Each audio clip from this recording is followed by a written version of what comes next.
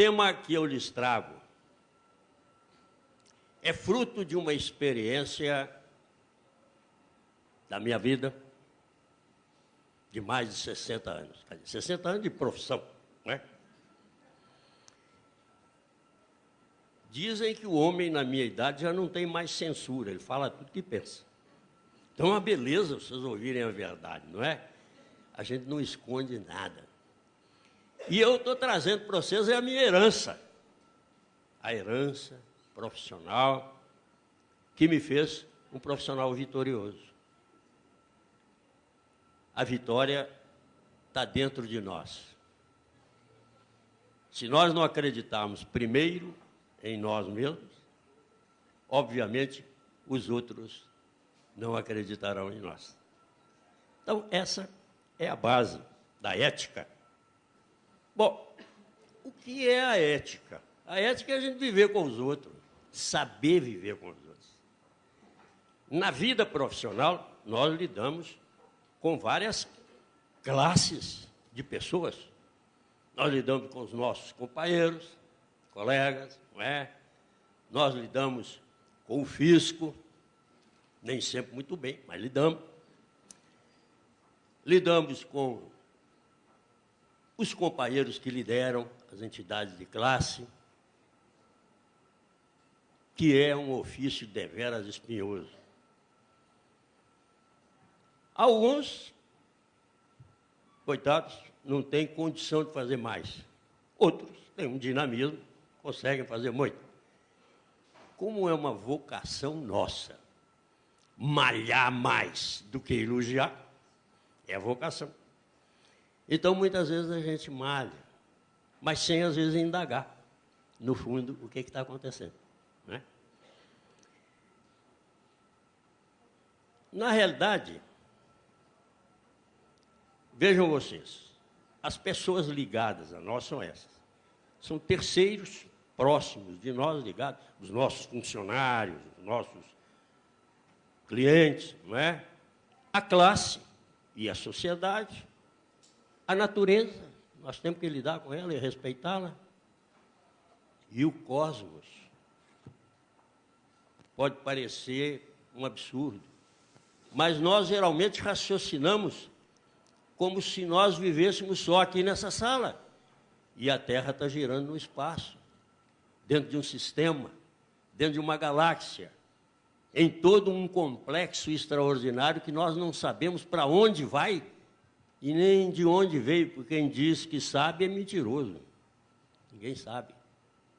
Nós não conhecemos sequer o objetivo da nossa vida. Por que vivemos? Nós não somos autores dela. Nós somos criados. Ninguém sabe explicar por que nós estamos aqui. Aliás, eu entendo o patriotismo assim, gente. Não fui eu que escolhi nascer no Brasil, não me empurraram aqui. Me empurraram aqui nesse negócio. Não tem jeito, como é que eu faço? Pátria é um destino cósmico. Isso é que é pátria. Foi o destino que nos colocou num determinado espaço para que, num determinado tempo, nós cumpríssemos uma missão. E qual é essa missão? Qual é a missão de cada um? Hoje, gente, é muito fácil. Saber qual é a missão nossa é a coisa mais fácil do mundo. Perguntem a vocês mesmos. O que me foi dado que eu não conquistei? Deus me deu o poder de escrever.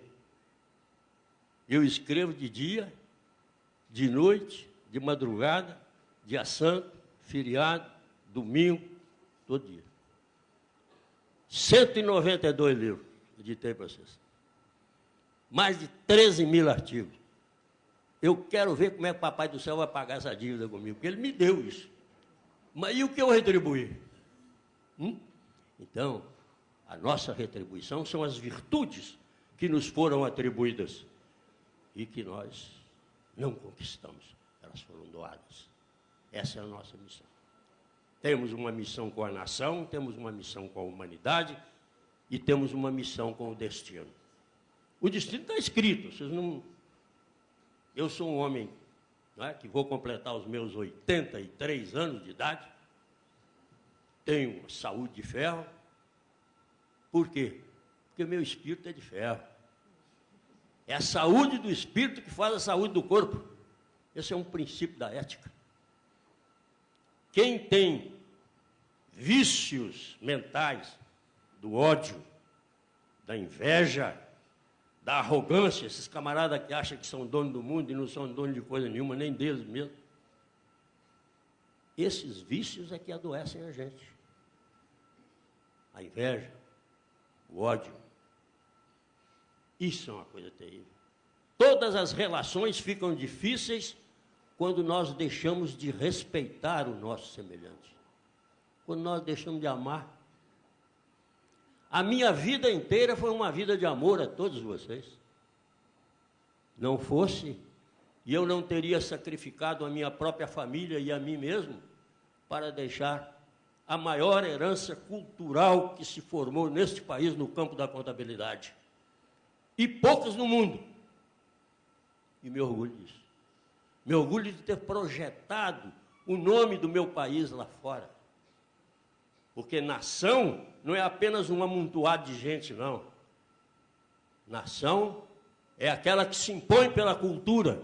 E é por isto que eu não me submeto. É por isto que, como homem livre de pensamento, não aceito modelos feitos. Preparo os meus fundamentados nos preceitos da ciência e da lógica, da prática, do bem, da benevolência, porque a base da ética é a base da benevolência. A relação consigo é a da consciência ética, na busca sempre do valor. É a consciência que dita os hábitos e os costumes das pessoas. Você sabe o que é aquilo ali? Aquela imagem bonita que está ali? Eu estava com minha mulher, eu estava com você lembra, né? Quando nós tiramos essa fotografia. Isso aí é um vulcão extinto, gente, que dentro dele tem um lago. Isso foi quando eu fui fazer conferência lá nos Açores, lá no lugar perdido, lá no meio do Atlântico.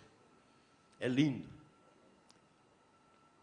E lá tem 3 vulcões extintos com 3 lagos. Um é azul, o outro é verde e o outro é cor-de-rosa. O que é a natureza? Que coisa linda, não é? Nós devemos aos açorianos muita coisa. Os catarinenses, que não estão aqui, mas eu estive lá há 15 dias atrás, devem muito aos açorianos, não é? Então nós fomos lá pagar dívida também. Vamos levar um tiquinho da cultura brasileira para eles, não é? A consciência ética é formada exatamente desse dever ético, da prática ética, porque é este conjunto que faz o valor humano. O valor é uma coisa que nos é dada. O arrogante, em geral, os camaradas de nariz em pé, que acham que são donos do mundo, que sabem tudo, que ninguém sabe nada, só ele que sabe, né? Ainda um aluno me contou que foi assistir um desses cursos de aperfeiçoamento aí, e o camarada começou o curso assim: vocês esquecem tudo que vocês sabiam antes. É daqui para frente que vocês vão aprender. Coitado do homem, nunca leu Sócrates. Nunca. Nós nunca sabemos nada, gente. Nós morremos sem saber. Nós temos que aprender todo dia. Eu sou um homem que com essa idade estudo todo dia. Eu estou a par, olha gente, às 4 horas da manhã, eu estou lendo o Le Figaro, Le Monde, da França, o Börsen-Zeitung, da Alemanha, o The Economist, The Barons, El País, da Espanha, Corriere della Sera, da Itália, Diário de Notícias, de Portugal, para me inteirar do que acontece no mundo inteiro, para não engolir essa mídia que fala de mentirada para a gente. Eu quero comparar. Por quê? Porque a mídia faz o mercado. Esse negócio do valor justo, né? Quem é que faz o valor justo? Mercado. Quem faz o mercado? A mídia. Quem manda na mídia? As transnacionais. Então, não precisa ser um Aristóteles para fazer um silogismo e dizer: as transnacionais é que fazem o valor de mercado. Eu não sei se vocês viram, convém ver. Tem um vídeo que foi indicado para o Oscar. Chama-se Os Mais Espertos da Sala. Bonito não, né? Você sabe quem é que são? Nós. Nós e a diretoria da Enron. É um documentário sobre a fraude da Enron. Aí, na parte das contas, aparece o nosso colega. A corda sempre começa a arrebentar no lado mais fraco. Então, aparece o nosso colega e o diretor vira para ele e fala assim: ah, então como é que nós vamos enganar esse pessoal com isso, assim, assim? Aí ele bate a mão no outro assim: valor de mercado, valor de mercado. Lógico, valor de mercado é uma tapiação que sustentou essa crise. Ou vocês acham que alguém coloca dinheiro em ativo podre? Algum de vocês estaria disposto a investir as suas economias particulares em uma empresa que tivesse um balanço mentiroso? E por que foram mentirosos os balanços? Porque as normas permitiram. Então não precisa ser um Einstein para concluir: se a informação é falsa e se a informação se guiou pela norma, a norma é falsa. Mas, gente, isso não precisa ser Einstein para concluir isso. O professor é contra a norma. Eu não sou contra a norma. Eu sou o pioneiro neste país da literatura de norma. Antes que esse povo todo que está falando aí falasse em norma, na década de 70 eu já tinha editado um livro sobre norma. Não sou contra a norma. Sou dos poucos brasileiros que representei o meu país na ONU numa comissão de normas. Na década de 60. Na década de 60. Vão quase 50, quase meio século. Eu já participava de uma comissão normativa internacional com sede em Bruxelas. O meu trabalho foi tão efetivo que eu tirei um prêmio em Roma, em 1964, por trabalho normativo. Como é que eu sou contra a norma? Agora, sou contra a maneira como as normas estão sendo feitas. Ah, isso eu sou. Essa falsa democracia que está acontecendo. Ah, tem audiência pública. Quem compareceu a essa audiência? Quem? Bom, fulano, Joãozinho, João, Pedrinho, tá ótimo. Quem é Joãozinho e quem é Pedrinho? Que sugestão Pedrinho deu? Qual que foi aceita? Por que não foi aceita? O senhor sabe? O senhor sabe? Algum dos senhores sabe? Eu não sei. Então, que democracia é essa? Isso é democradura. É igual a melancia, ver por fora, ver por dentro. Né? Então, não há democracia. Então, isso não é um critério democrático. Pelo amor de Deus. Gente, não precisa ser muito inteligente, não. É só estudar um tiquinho. A história serve para essas coisas. Estudem os homens que mudaram o curso da civilização. Estuda a vida desses homens. Foram eles que mudaram. Individualmente que mudaram.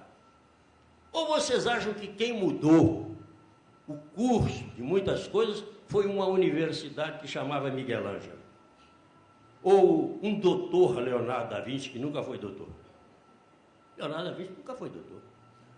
O homem que revolucionou o eletromagnetismo no mundo nunca foi da escola, foi Faraday. Nunca.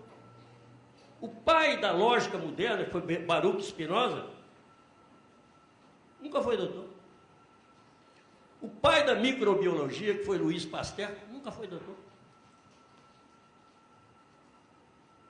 O pai da química moderna, Antônio Lourenço Lavoisier, nunca foi doutor. O pai do cálculo, integral. Era advogado. Nunca foi doutor em matemática. Foi Isaac Newton.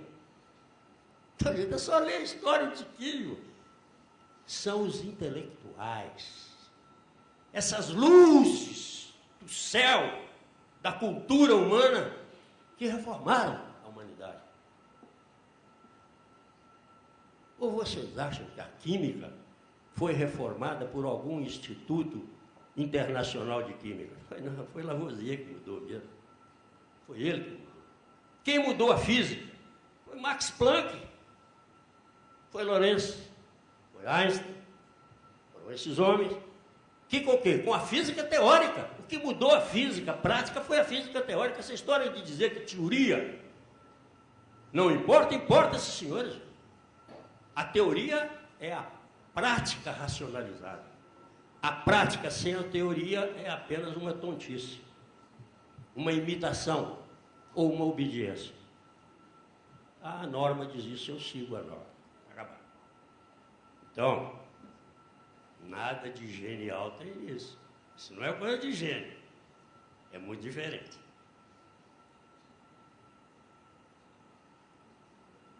Eita, como que gosta da mulher dele. Né? Bom, ética é ciência. E ela tem por objeto a convivência humana responsável. A responsabilidade é endógena e exógena.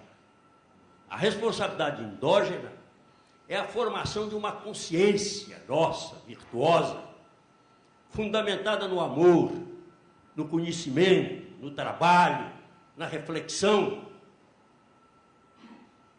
A consciência está aninhada no nosso cérebro, mas se alimenta do nosso espírito. A responsabilidade exógena exige um comportamento virtuoso em relação a outras pessoas. Né? O que é virtude, gente? Olha que coisa simples. Virtude é a prática do bem. E o que é bem? Bem é o que não me prejudica, nem prejudica o meu semelhante. Isso é que é bem. Quando eu faço alguma coisa, eu pergunto a mim mesmo: me prejudica? Prejudica, então não é bem, não. Prejudica a Marta ali. Ah, prejudicar, então não posso fazer, de jeito nenhum.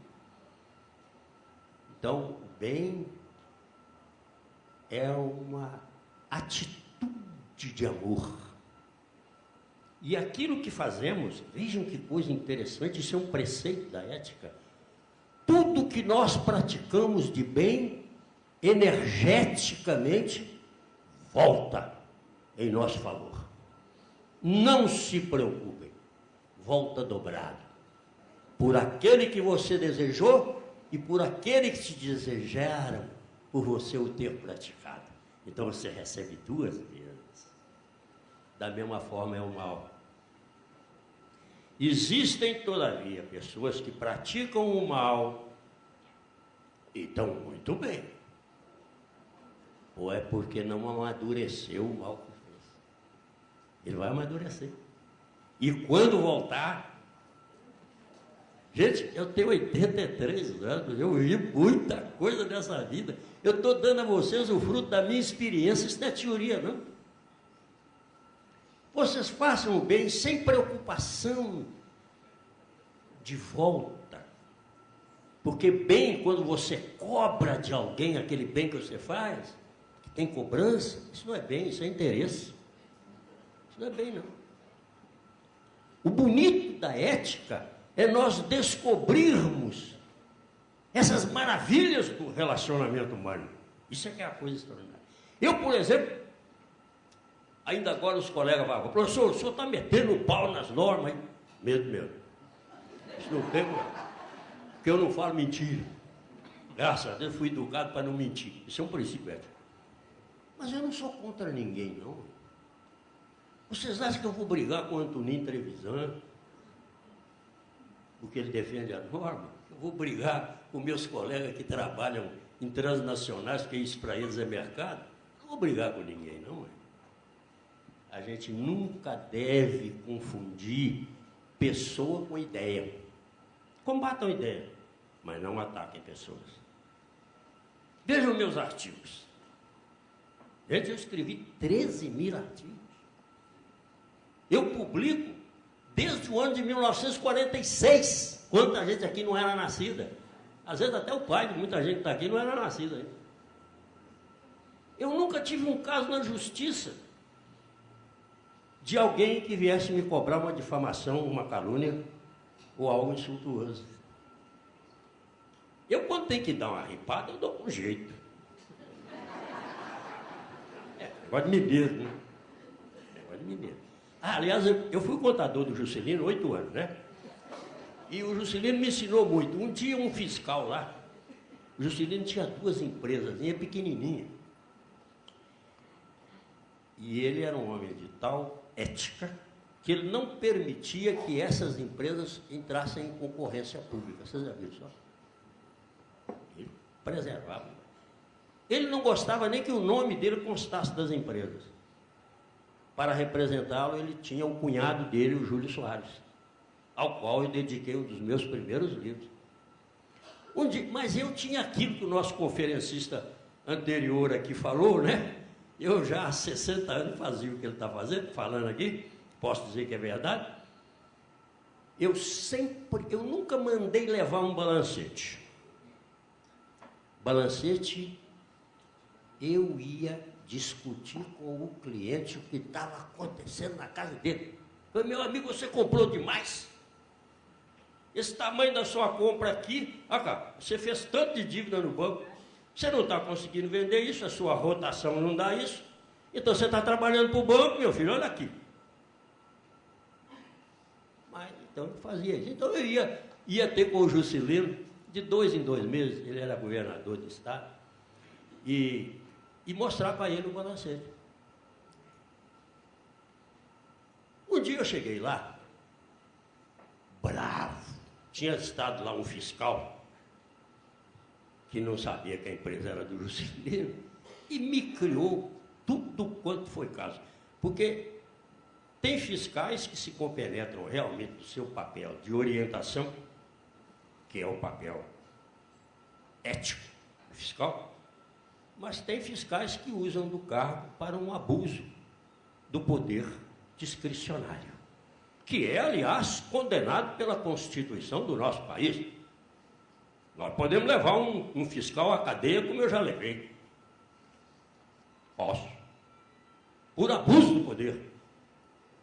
Ele não tem direito a isso. Como eu ajudei centenas de fiscais a fazerem carreira, né? Muitos entraram na carreira até por parecer que eu dei, porque pelo teste que tinha sido aplicado, ele estava reprovado. E eu provei que o teste estava errado. Eu ajudei muita gente.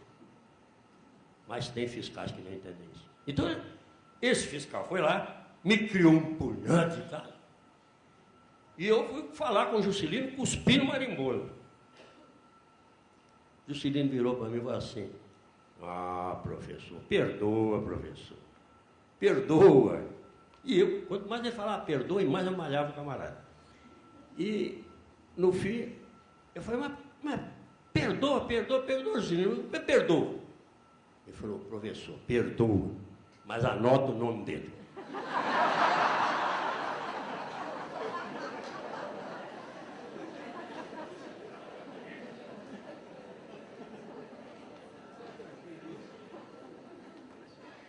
Nem anedota, não é verdade.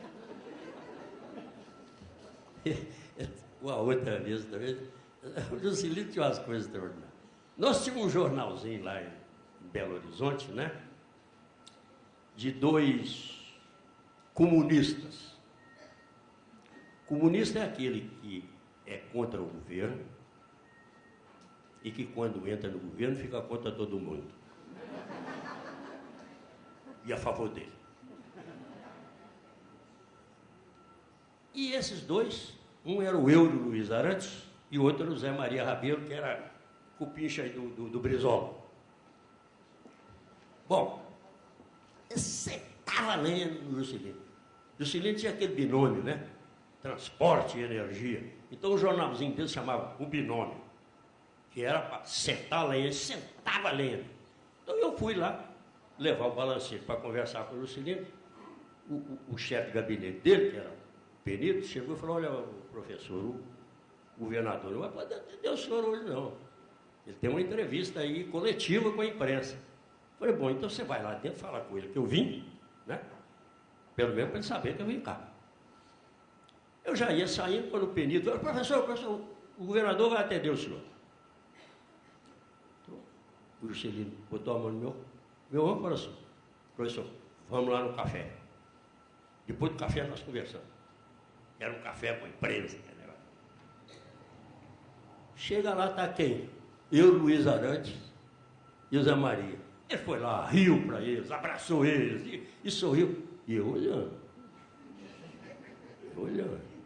Coitado danado. Juscelino é um artista. Quando acabou aquele café, a conversa toda, chegou só nós dois no gabinete, que eu fui conversar com ele. Eu falei, governador, antes de qualquer coisa, espera aí. Esses camaradas acabam com a vida do senhor. Mete a ripa do jeito que mete. O senhor vai lá, abraça o sujeito, ri para o sujeito. Juscelino bateu a mão nas minhas costas e falou assim, ô Lopes, esse também precisa me ver. Vocês amigos, só. Quer dizer, que lição de ética! Que lição de ética extraordinária! Vocês estão vendo aquele livro ali no fundo? É um livro precioso. Sabe qual é que livro que é aquele? O do Luca Pacioli, que eu tenho na minha biblioteca. Eu tenho facsímile da obra de 1494. Está ali, ó. Está ali a suma de aritmética, geometria, proporção e proporcionalidade, 11º Tratatus de Computis et Scripturis, cujo primeiro capítulo está ali, ó. Daquelas coisas que são necessárias ao verdadeiro comerciante para manter o seu livro Razão e Diário em Veneza ou em qualquer outro lugar. Assim começa. E vai, então, trata. Isso é o tratado. O exercício da profissão exige um desempenho específico. A nossa profissão, vocês dizem assim, há uma ética para todas as profissões? Há uma ética científica. Há uma ética profissional do contador? Há. Sabem por quê? Porque nós temos pontos na nossa profissão que merecem maior destaque. Um deles, sabe qual é? O sigilo. Nós não podemos revelar aquilo que, pelo conhecimento do nosso exercício profissional, temos como sigilo e não podemos transferir a terceiros. É o perigo do SPED, da devassa, feita pelo governo, que eu recomendo aos senhores não serem sinceros nisso.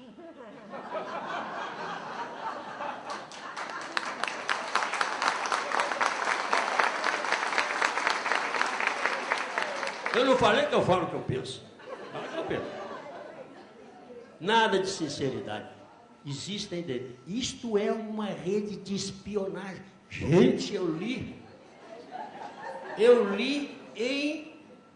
em revista estrangeira, alertando para espionagem econômica. Tem alguém a serviço de alguém aí? Tem. Não sei quem é. Professor, você falou de fulano? Não, não falei, não sei. Mas recomendo não abrirem o jogo totalmente. Naquilo em que representar o sigilo da empresa. Definitivamente. Você quer um exemplo?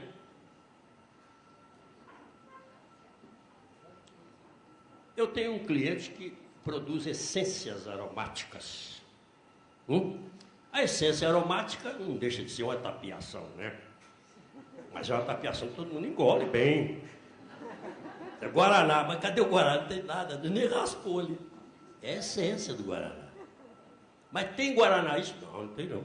Guaraná é aquele que eles falam lá no Pará, lá no Amazonas. O resto é essência mesmo. Ora, como é que você faz essa essência? Eu misturo isso com aquilo, piloto. Posso revelar isso? Posso.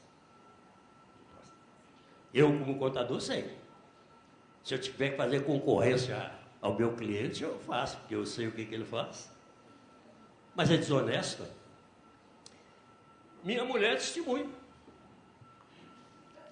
de quantos segredos que me ofereceram cheques em aberto para serem revelados e que eu devolvi ao indivíduo, dizendo: o senhor procurou o profissional equivocado.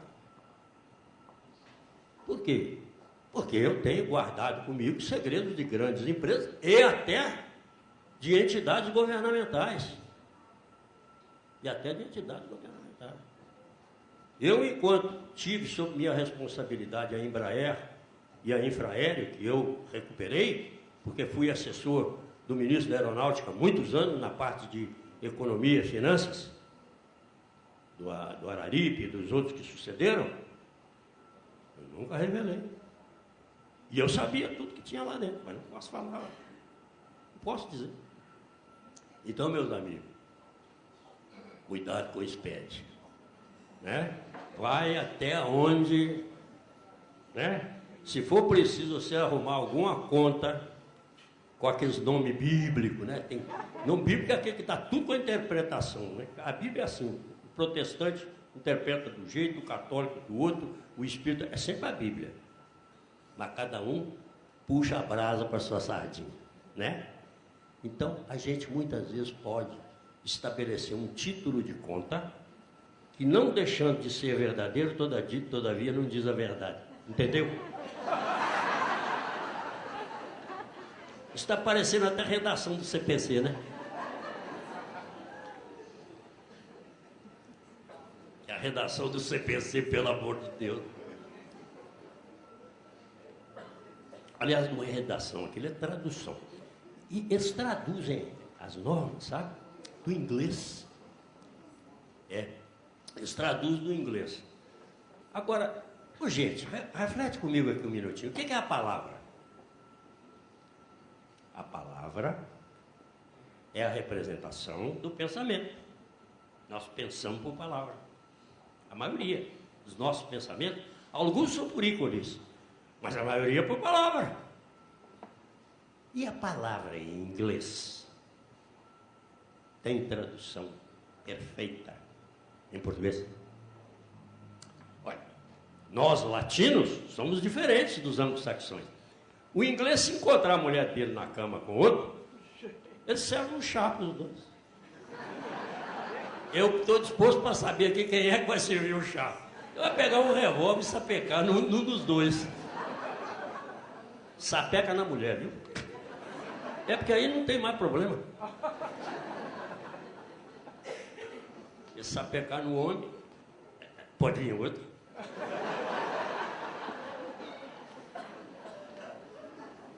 Eu falo tudo que eu penso, você sabe.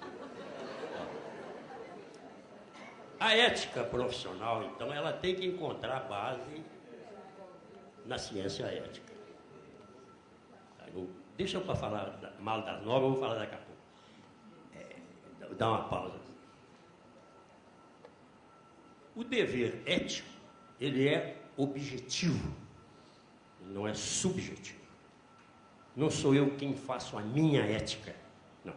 Essa é a diferença entre a moral e a ética.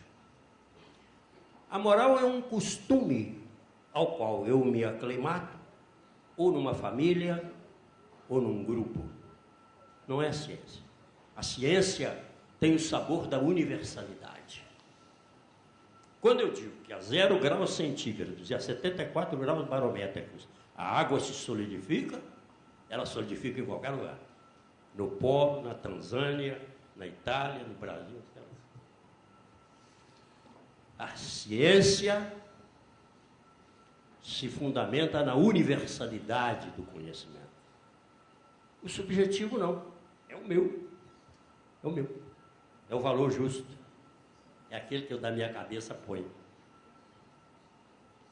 É aquele que, se na minha cabeça não deu e dos outros não deu, eu faço a imprensa dar. Né?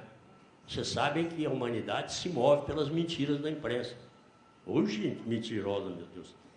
A nossa imprensa é terrível. Ela veicula de acordo com a conta do anunciante. Eu fui jornalista, gente. No começo da minha carreira, tudo que não foi ser ladrão e desonesto, eu fui. Fui jornalista, fui engraxate, fui carregador de armazém, comecei minha vida como operário, eu nunca achei trabalho vergonha. Vergonha é não trabalhar. Nunca tive medo de lutar. Perder uma luta não é vergonha. Vergonha é fugir da luta. Isso é a fibra que nós precisamos ter, né? E que devemos nos basear no objetivo. Agora, qual é o nosso dever ético? Nosso dever ético é o da opinião, o da informação, o da relação pessoal com terceiros e com a legislação. Esses são os nossos deveres. Nós temos deveres para com todos esses setores. A dignidade da informação é uma responsabilidade profissional. Estão vendo aquele livro ali? É da minha biblioteca. Eu não tenho uma grande biblioteca. Uma biblioteca modesta. Deve ter uns 15 mil volumes só. É uma biblioteca pequena, em comparação com grande biblioteca. Mas tem qualidade. Aquele livro é um dos 15 mil. Sabe o que é aquele livro? Aquele livro chama The Accounting Establishment. O conluio contábil. Olha só como é que a corda arrebentou forte para o nosso lado. Sabe quantas páginas ele tem? 1760 páginas. Sabe o que ele é? Ele é um processo de uma comissão parlamentar de inquérito do Senado dos Estados Unidos, que mostra toda a bandalheira das transnacionais de auditoria. Está à disposição na minha biblioteca, para quem quiser. Quando eu digo que as normas que os senhores estão aplicando são financiadas pelas transnacionais, porque é ela que financia o IASB, e o IASB se governa por apenas 16 pessoas, sendo o capo da ICAP, para usar a expressão da máfia, o capo da ICAP das transnacionais de auditoria. Os senhores estão engolindo o material deles. Ou as normas internacionais que foi sorteado aqui é de alguma empresa brasileira. Eu não preciso falar muito. Pelo amor de Deus, não fui eu que falei, não, é o Senado dos Estados Unidos que falou. É assim que eu escrevo nos meus artigos. Segundo, tal, não sou eu. É fulano que falou, ué. Eu só estou repetindo, porque é bom repetir, né? Para mostrar como é que as coisas acontecem. É habilidade, gente, de escrever. Agora está aí, ó. Quem quiser me dar a honra da visita na minha casa, que eu receberei sempre de coração e braços abertos, mostrarei com todo o gosto. Sabe o que o Senado fala mais? Que a contabilidade dos Estados Unidos é uma porcaria e que precisa ser reformada. E isso, gente, há 30 e tantos anos atrás, e não mudou nada. Não mudou nada. Os que estão dizendo que vocês estão recebendo uma nova contabilidade, estão enganando vocês todos. Vocês acham, hoje, isso é tão ridículo, que cabe na cabeça de um gafanhoto. Vocês acham que a contabilidade nasceu agora? Quem fala isso, gente, é aculturado. É gente que nunca leu obras que desde o século passado não, desde o século XIX, são editadas com coisas que agora que eles dizem que é novidade. Nunca leu Giovanni Rossi, nunca leu Giuseppe Cerboni, nunca leu Bellini, nunca leu Fábio Besta, nunca leu Zappa, nunca leu Masi, nunca leu Unida, nunca leu Tchequeré, nunca leu nada. São uns ignorantes em matéria de contabilidade. O que é ignorante? Ignorante é aquele que não sabe. Não estou xingando ninguém. Estou dizendo que aquele que nunca leu isso é ignorante. Então diz essas bobagens. Eu estou cansado de mostrar que não há novidade nenhuma, Hoje não muda em nada. Você estava perguntando, e se eu não aplicar a norma, professor, o que que acontece? Nada. Qual é a lei que dá sanção para os senhores não aplicar a norma? Me diz aí, qual é o número da lei, o número do artigo? Fala aí qual é o número. A não ser a CVM, as que estão na CVM, tudo bem. Mas quantas estão na CVM? Não chega a 500. Vocês sabem quantas empresas tem no Brasil? 6 milhões. O que que isso representa, gente? Nada. Ah, mas tem que seguir a norma. Não. Tentem seguir em desobediência ao Código Civil Brasileiro, que não foi revogado. Tentem seguir desobedecendo a lei do arrendamento mercantil, que não foi revogada. E coloca leasing imobilizado para vocês verem o que é que acontece. Amanhã a firma quebra. Quando uma firma quebra, a gente fala o quê? Balanço de liquidação, não é não? Para que é balanço de liquidação? Para pagar a dívida. Aí vem o credor e diz assim, eu quero esse seu ativo. Mas ele não é meu. Ué, mas está no seu balanço, como é que não é seu? Mas foi a norma que mandou.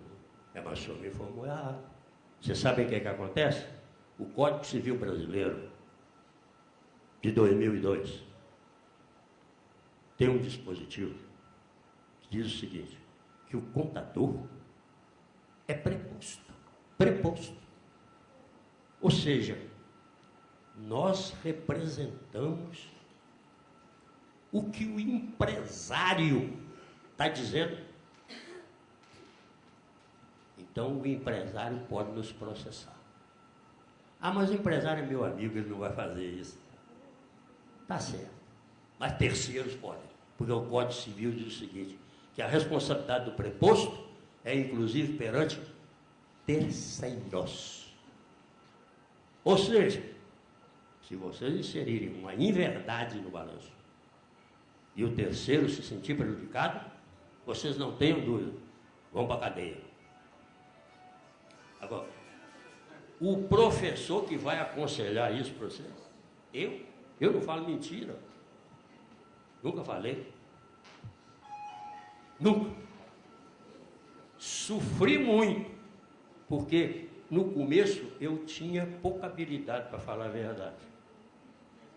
Hoje, não é o que a gente diz, é como a gente diz. Né? Você pode falar assim, não faço. Agora você vai empregar a mesma palavra. Não faço. Olha que diferença. Mas você falou a mesma coisa. Então, a habilidade nossa, mesmo ao discordar, é aquela de saber respeitar o nosso interlocutor e dar a ele, na voz, uma energia mansa, amiga, aberta, sincera. Isso é ética.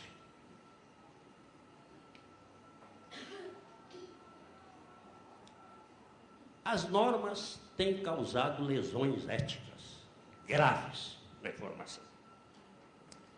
Veja, primeiro é a falta de base científica. Meus amigos, em que se baseia a ciência? A ciência é um estudo de relações. Relações o quê? Lógicas. Baseadas em quê? Em conceitos. O que são conceitos?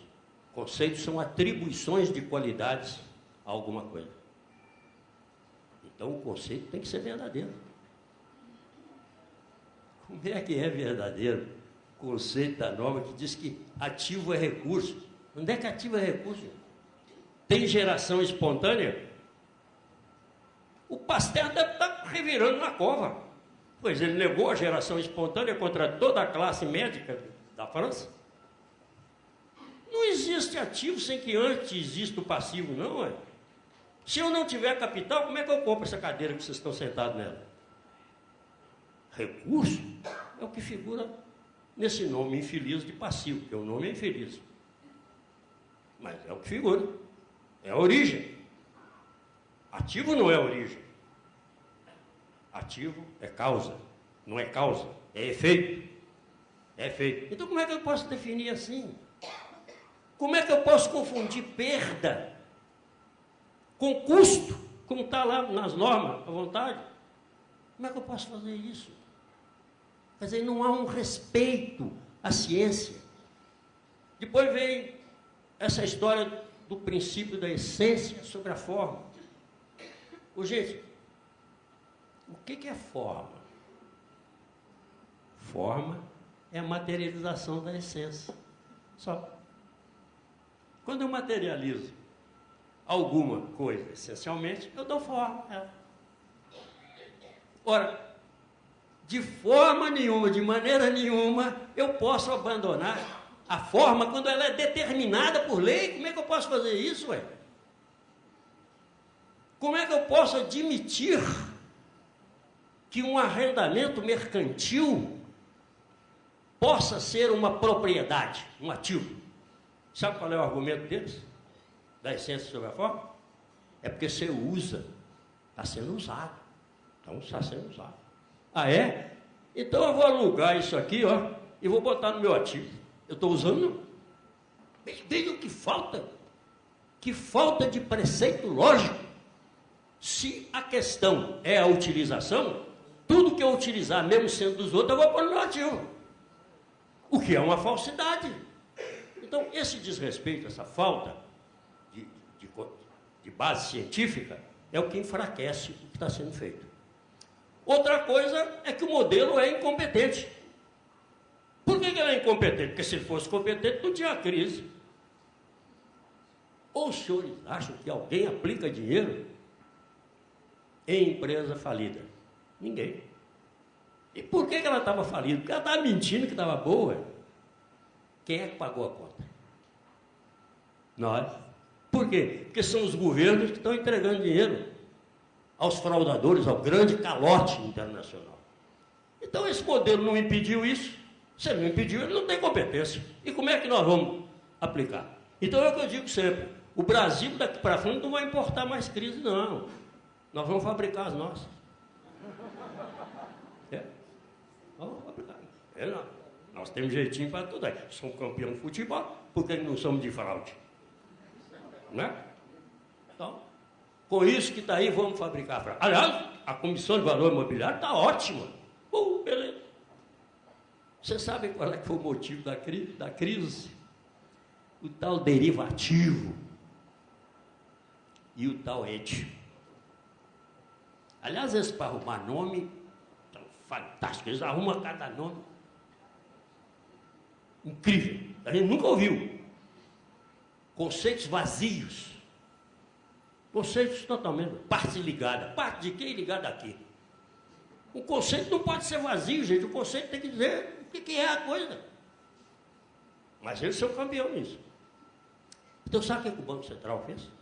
O Banco Central, não, coitado, eles até estão muito bem relativamente àquela Silvia, a diretora de norma lá, disse que não vai aplicar as IRFs. Até entender. E não pode ser com essa precipitação que está sendo feita. Não estou dando recado para ninguém. Vai. Que é precipitado, é. E não fui eu que falei, não, foi a Silvia. Eu só aplaudo, né? Bom, sabe o que a Comissão de Valor Imobiliário faz? Numa instrução, estou sendo instruído, bala instruído para burro. Diz o seguinte, esse ED e esse derivativo, se não estiver no balanço, deverá ser colocado isso, aquilo outro, em nota explicativa. Aí vem a pergunta, quer dizer que eu posso não colocar no balanço e trocar por nota explicativa? Meus amigos, nota explicativa é contabilidade? Vocês conseguem comparar notas explicativas ou fazer dinâmica das notas explicativas como se faz de uma conta? Isso é uma vergonha, gente. Isso é indigno para a cultura nacional. E nós temos que engolir isso pela goela abaixo. Eu não. Agora lá quem quiser, eu não engulo. Ninguém me obriga a falar mentira. E eu só sou obrigado a fazer ou deixar de fazer alguma coisa em razão de lei, não de instrução normativa. Instrução normativa a mim e nada é a mesma coisa. A Marta sabe disso, que a Coad, quantas vezes com a presença dela, ganhou causas contra as instruções normativas. Não foi nenhuma nem duas, não. Então, isso.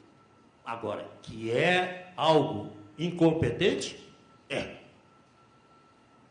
A lesão, a lei, que nós já falamos, a submissão monocrática, só vale o modelo anglo-saxão.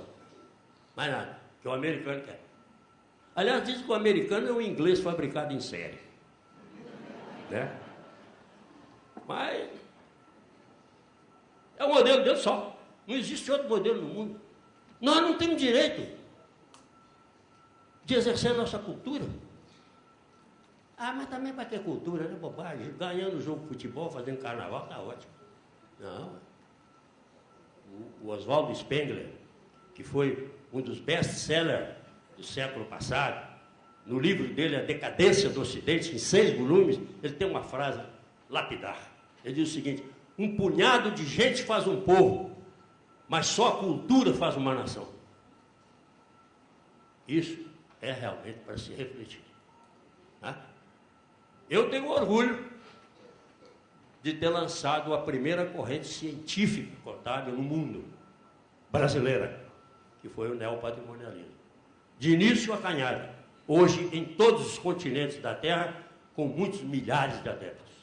Forte, convicta. O professor Josias recebe minhas informações constantes sobre o êxito da nossa corrente. E, finalmente, a péssima redação, né? A redação deles, às vezes, concordam de menino de curso primário. É uma coisa horrorosa. A redação e a remissão, que é o pior ainda. Isso assim, de acordo com o item 38, porque o 42 falou isso, o 25. O que é isso? Isso é didático. Eu dediquei minha vida para vocês.